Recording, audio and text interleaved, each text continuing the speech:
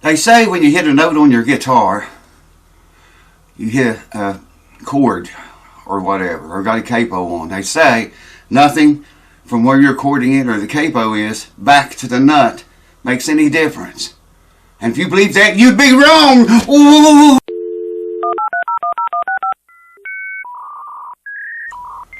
Alright, welcome back, folks. There's a big argument going on YouTube. It's been going on for years. If you hit a certain chord on the guitar, well, I got one here, I'll just show you. You can see better what I'm talking about. Let's say I play the E string at the 12th fret. I don't know if it's in tune. Probably not. But it doesn't matter. If I play the E string at the 12th fret, nothing from that 12th fret back to the nut makes any difference. So if it's noting sharp, I can adjust that back here to some degree by making the space between the fret and the saddle longer, or moving it forward if I need to move it forward. Sometimes that ain't quite enough. You just cannot get really close, but you can't get exactly where you need to be. Your guitar don't note out right. And they say nothing behind where you note it matters. Well, I'm gonna get you, and bring you over here and show you that it matters big time. I know guys that build guitars, acoustic guitars and electric guitars, will argue you blue in the face that it don't make any, nothing matters from where you note, or say if you got a capo on, from that capo back to the nut, nothing makes any difference. Well, yeah, it does. I'm going to get you and show you right now. We're going to settle this once and for all. We're going to do a little test, call it. Hold on. Welcome back. All right. Let's say you put a capo right here. What is that, 7th fret? Put a capo on right where my thumb is, okay? They're saying nothing from that capo to the nut makes any difference. Guitar builders argue this with me. Well, it does make a difference, and here's how I'm going to show you. I'll bring you in close in just a minute, and so you'll be able to see the tuner and make your own call on this. If I can get the tuner to come on. Alright, maybe I can lay it down here and do it. It's low. I'll bring you in here closer in a minute.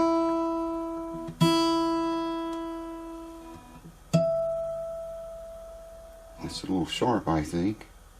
I can't talk while I'm doing this.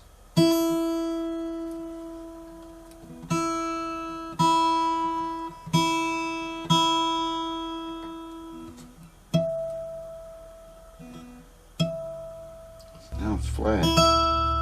That guitar is dead on the money, man.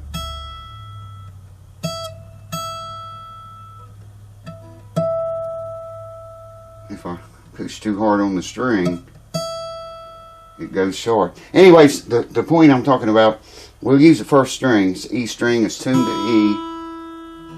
Alright, I'm going to use this piece of a saddle here and just shove it in there between the nut and the 1st fret. And like I say, I'll bring you in closer in a minute to show you this. Now, I got to tune down because this distance between what we're using as a nut, between the nut and the saddle, is shorter, makes the string higher, so I got to tune it down.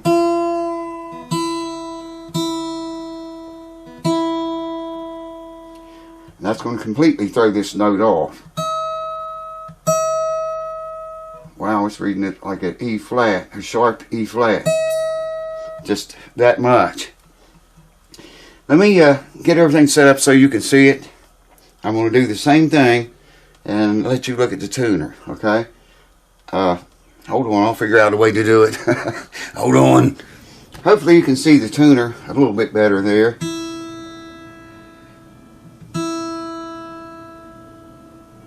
It's reading dead on. Maybe you can see this green light when I'm not talking. Only the green light in the center should burn, not either of the red ones. It's way sharp now. There, no, there he is. Okay, it's dead on. See that? Alright, I'm going to do this just like I did a few minutes ago. Now we just moved the nut that much, about that much. I have to tune down now to match the 440.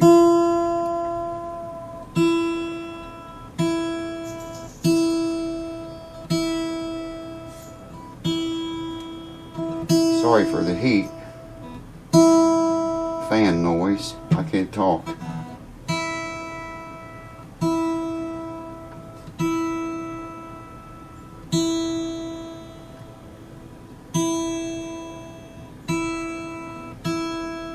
Okay, now you remember I had to tune down because I shortened the scale length of that one string. So I had to tune it down to get it in tune.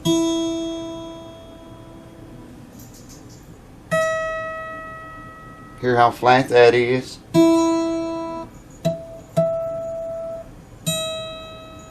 That's almost a full fret flat.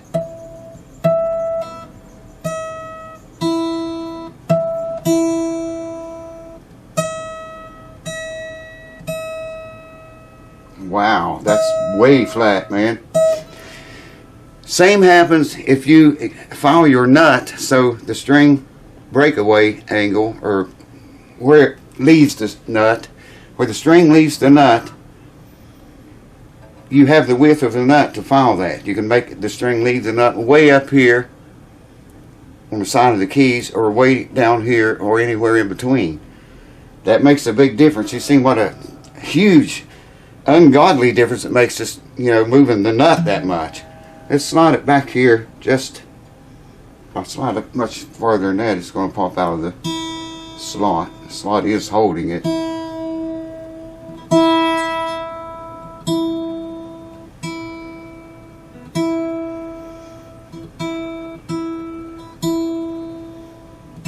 Now listen.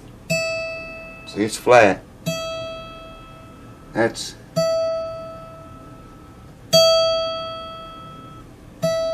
about 10 cents flat. Okay? There again, the break angle, if I filed it clear down here on this end, would make that string completely out at the, well, at any fret.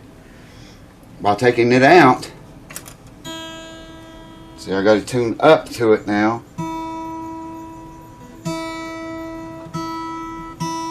It's cold outside here. I can't talk.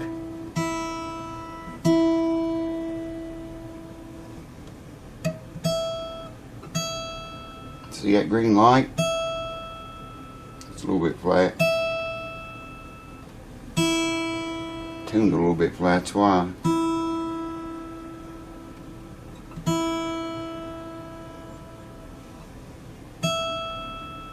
There we go. Dead on the money. And just by moving the nut that much, we'll throw this note out. Let me show you again one more time so you understand it once and for all. Now I've got to tune the string down. See? Because at that same pitch, the shorter string scale makes it high. So I've got to tune it down.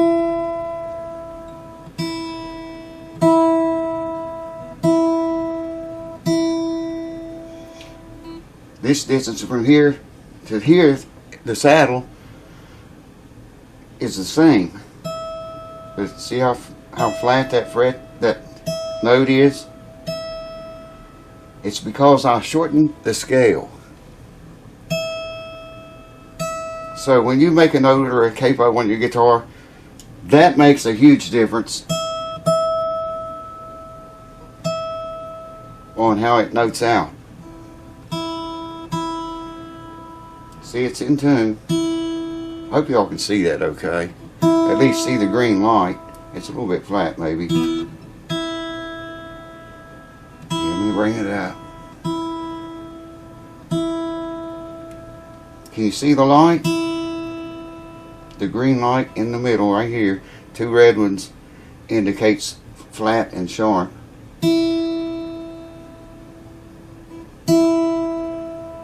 Tuner's picking that fan up. It's going crazy. says it's sharp now. There it is. Okay, but this will be off. See how flat that is?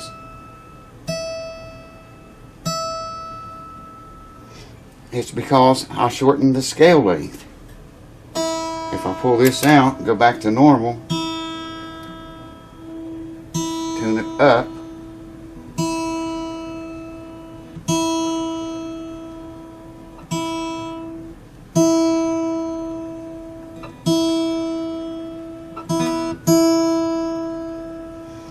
it also tunes this note up because nothing moved down here.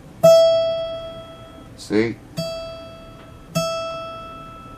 I hope you can see that. So basically what I'm saying is, when you shorten the distance between your nut and your saddle at the same pitch, you leave that string there and just shorten the distance, it's like noting the guitar. The thing's going to go up. You're going to have to tune back down to it, and that affects your intonation all over the board. Same if that's way out of tune. But the first string's in. That's all we're concerned with right now. I hear a cue ball. She's near. There again. See if I put this in here or file the nut. It works in the opposite direction too. If you make the breakaway, you know, on the side of the nut where the keys are, you're increasing the scale length.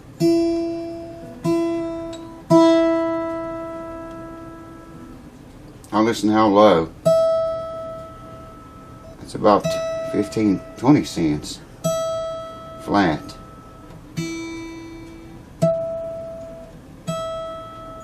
Hopefully you can hear that.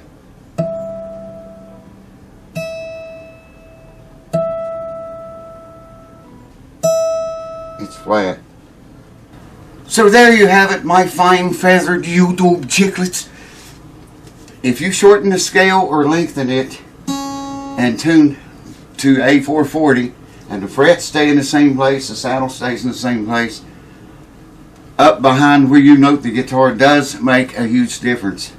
It won't note exactly right unless you adjust it. A lot of people don't fool with the nut, you know, to work on the intonation. I'm just saying, if you need that tiny little bit more, you might be able to get it from filing your break angle where the string leaves the nut, and just enough. You got the width, the thickness of the nut to work with, and that makes a huge difference. I mean, a big difference. You're moving that, and you have to tune a little lower or higher or lower depending on which way you move it. Like I said, the frets all still in the same place, saddles in the same place. It's going to note different, as you saw there. Thank you guys for watching. I hope you had a Merry Christmas and Happy Holidays. We'll try to get on another guitar here. I think I showed it in another video. Hopefully I did. It's in bad shape. It's an acoustic. And we're going to put it back together and make it playable again. Some of you guys may win this guitar when it's over and done. Thanks for watching. I'll see you next time.